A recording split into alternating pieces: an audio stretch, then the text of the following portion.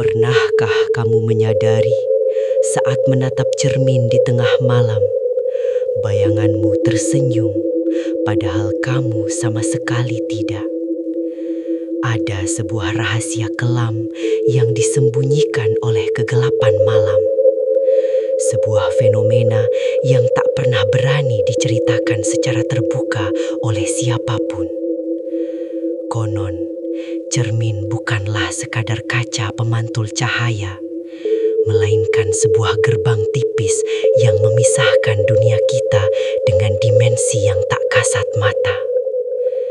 Saat matahari tenggelam dan bayangan mengambil alih, dinding pemisah itu mulai melemah. Apalagi ketika jam terus berdetak tanpa ampun mendekati angka 3 pagi. Waktu di mana keheningan terasa begitu berat membebani telinga dan kegelapan mulai bernapas di sekeliling kita. Jam 3 pagi. Orang-orang sering menyebutnya sebagai waktu kutukan atau puncak berkumpulnya entitas gelap. Sebuah jam di mana aktivitas supranatural mencapai puncaknya di seluruh penjuru bumi. Pada saat inilah, bayangan yang menempel padamu seharian merasa lelah berpura-pura menjadi dirimu.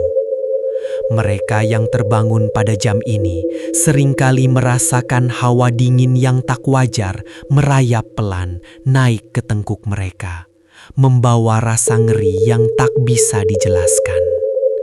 Namun, ketahuilah bahwa bahaya sesungguhnya bukan berasal dari sudut ruangan yang gelap atau kolong tempat tidurmu, melainkan dari benda yang paling sering kau tatap setiap harinya.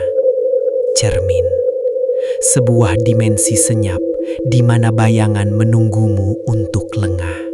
Malam itu, rasa haus yang tak tertahankan memaksa seorang pemuda melangkah ke kamar mandi. Keheningan rumah terasa begitu pekat, seolah menyerap semua suara langkah kakinya dan desah napasnya. Ia menyalakan keran berkarat, membasuh wajahnya yang letih dengan air sedingin es, berusaha mengusir sisa-sisa kantuk yang menggelayut di matanya. Namun, saat ia menunduk, ada sesuatu yang salah, sangat salah. Hukum alam seakan berhenti bekerja sesaat di ruangan itu. Ketika ia mengangkat wajahnya kembali berlahan untuk menatap cermin, pantulannya tertinggal di belakang. Sedetik lebih lambat. Sebuah sedetik mematikan yang akan mengubah seluruh pemahamannya tentang realitas yang selama ini ia percaya. Darah di sekujur tubuhnya seakan membeku seketika. Jantungnya berdegup kencang bagai genderang perang, memecah kesunyian malam yang mencekik. Ia terdiam, mematung bagaikan mayat hidup, sama sekali tak berani menggerakkan satu otot pun di tubuhnya. Matanya terpaku ngeri pada lembaran kaca di depannya. Logikanya menjerit keras, mencoba menolak mentah-mentah apa yang sedang dilihat oleh kedua matanya. Pantulan di cermin itu perlahan memiringkan kepalanya, padahal tubuh aslinya berdiri sangat kaku bak patung es. Bayangan gelap itu kini mulai memiliki kehendaknya sendiri. Matahari di dunianya telah lama mati, dan kini entitas bayangan itu sangat lapar akan kendali atas sebuah raga. Ketakutan yang sedari tadi mengakar di lubuk hati terdalam, kini merayap naik mencekik leher saat pantulan itu mulai mengubah ekspresinya secara drastis. Sudut bibirnya tertarik ke atas, sangat perlahan, membentuk sebuah senyuman yang jauh dari kata wajar. Terlalu lebar, terlalu mengerikan untuk disebut sebagai ekspresi seorang manusia. Mata di dalam cermin itu bukan lagi pantulan mata manusia yang rapuh, melainkan sepasang lubang hitam menyala yang memancarkan kebencian kuno dari neraka terdalam. Senyuman iblis itu seolah membisikkan bahwa waktu sang pemuda di dunia ini telah habis. Ruangan terasa semakin menyempit. Suhu udara turun drastis hingga napas terlihat mengepul, dan lampu mulai berkedip liar. Udara di sekitarnya menjadi begitu padat dan berbau busuk hingga sangat sulit untuk bernapas. Bayangan iblis itu perlahan mengangkat tangannya yang dingin. Tangan yang seharusnya tidak memiliki wujud fisik itu kini menekan kuat permukaan kaca dari sisi dimensi yang lain. Suara derit pelan dan memilukan terdengar, disusul oleh retakan-retakan kecil yang menjalar cepat seperti jaring laba-laba raksasa di seluruh permukaan cermin kusam itu. Batasan suci antara dimensi kenyataan dan dimensi gelap itu mulai hancur berkeping-keping. Retakan kaca mengeluarkan suara nyaring yang menusuk telinga, menandakan bahwa perlindungan terakhir manusia telah ditembus.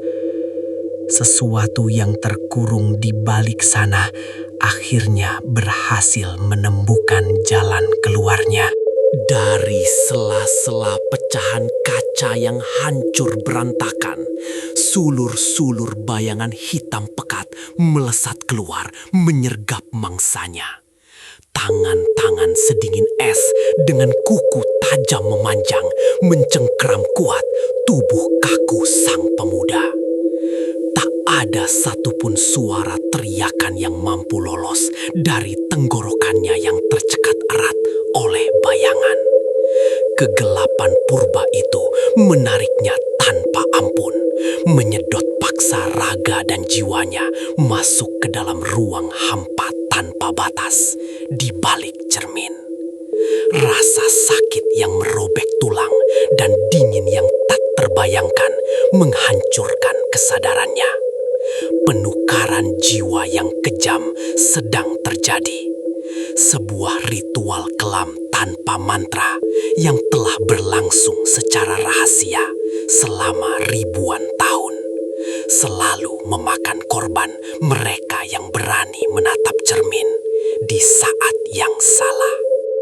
Dan ketika fajar akhirnya menyingsing membawa cahaya pagi, dunia di luar tampak tak berubah sama sekali.